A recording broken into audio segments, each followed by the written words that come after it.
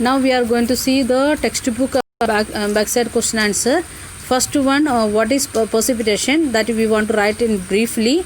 Answer is falling of moisture in the form of rainfall, snow, fog, sleet and hailstorm is termed as precipitation. Next one, what is water cycle? That you know already. Water cycle is a process by which water continuously change its form and circulate between oceans, atmosphere and land. Then third one, it is new for us. What are the factors affecting the height of the waves? Answer is the wind, earthquake, volcanic eruption and underwater landslides are the factors affecting the height of the waves. And the stronger and the wind blow, the bigger the wave become. Otherwise normally we are enjoying the waves, and if it is earthquake or something, or the wind is a very strong wind, means we can see the big waves and bigger waves, and it is a little bit dangerous also. Then fourth question, it is which factors affect the movement of ocean water?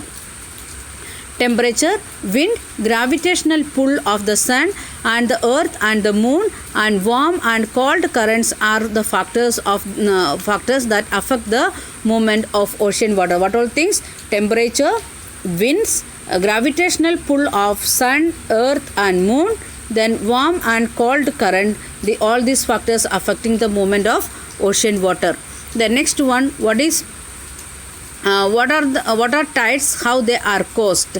We have seen that like that, the high tide and the low tide like that. Tides are a rhythmic rise and fall of the ocean water that occurs twice in a day. The strong gravitational pull exerts by the sun and the moon on the earth's face cause the tide. And we studied about two types of tide, low and the high tide also. That also you can add one more sentence. The next one, what are ocean current? Ocean current are streams of water flowing constantly on ocean surface in definite direction. Never the direction of the water flow, it won't change. It is definite direction in that it is flowing. The next one, give reason. Ocean water is salty. Why? The quality of water is deteriorating. Two questions given. First question, the water of the ocean is salty as it contains large amount of dissolved salt. We can see much amount of the salt, it is dissolved in the ocean water. So we can see the ocean water, it is very salty. Next one, water is being used judicially. Whatever possible water is available, its quality not good, and it is because the industrial affluent and the untreated water of the industries get mixed to the streams, rivers and the sewage water also get mixed into the water bodies. As the result, the quality of water is deteriorating day by day. The quality of the water, that is going down. The quality of the water, it is going down, and one by day or every day, and it is damaging. Why? Because many reasons are there. We are not using water very consciously, without thinking, without any measures we are using. Then next one, the industrial waste and the sewage water, everything reached into the river or the water bodies, it is making the pollution in the river water bodies. That's why we can see the quality of the water, it is deteriorating. Then take the correct answer. The process in which water continuously change its form and circulate between ocean and ocean, atmosphere and land. Sorry. Options, first one is water cycle, second one is tide, and third one it is ocean current. The process by which water continuously change its form and circulate between ocean, atmosphere, land. Answer is water cycle.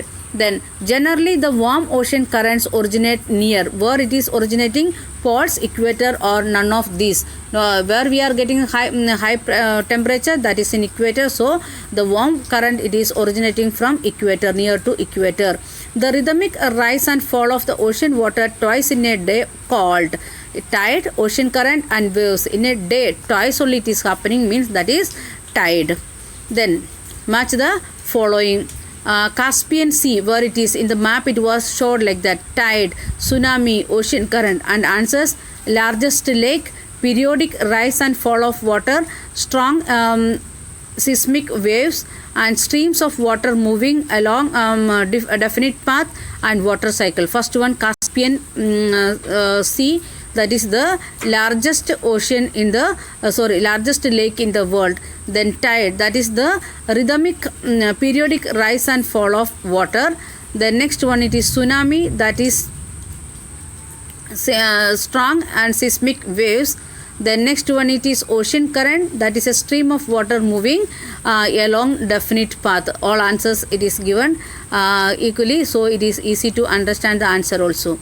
Then the fun, we want to see that answers of each question you can find out yourself, and you can write that one in notebook also.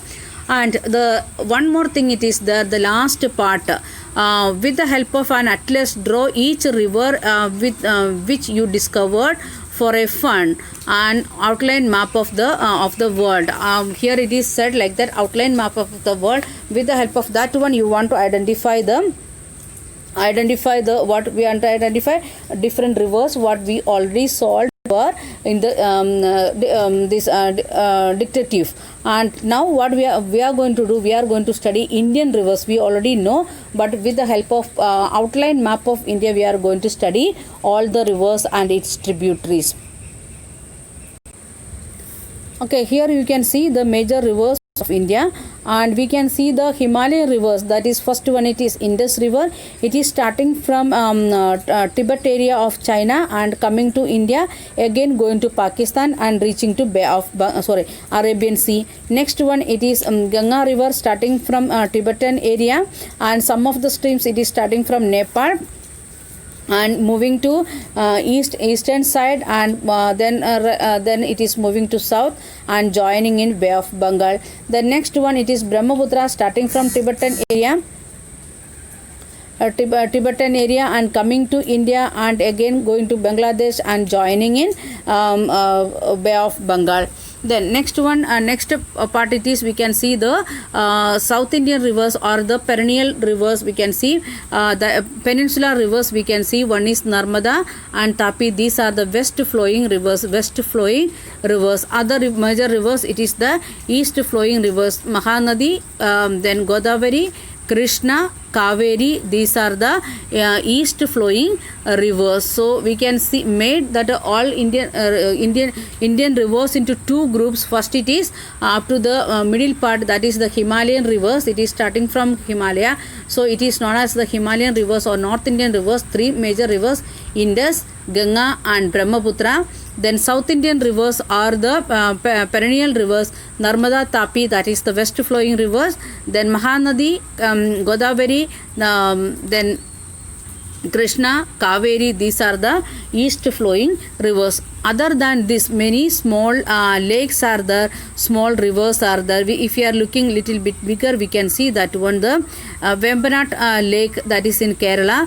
Then Lingo Namki reservoir, that is in Karnataka. Then again it is coming the lakes here: Govind, Ballabha, Parit Sagar, that is in UP. Like that, many small and big lakes also we are having. And in that again Kolluru lakes and Nagarjuna Sagar. That is why we are calling it is little bit bigger, so we are calling in some area we are calling it Sagar. And again with the rivers, we see many dams are there.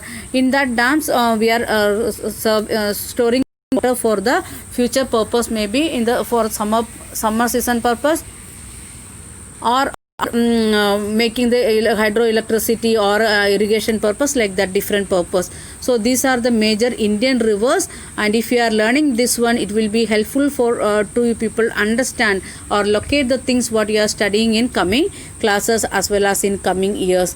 By this we are stopping the chapter, and we are stopping the video also. Thank you. Have a nice day.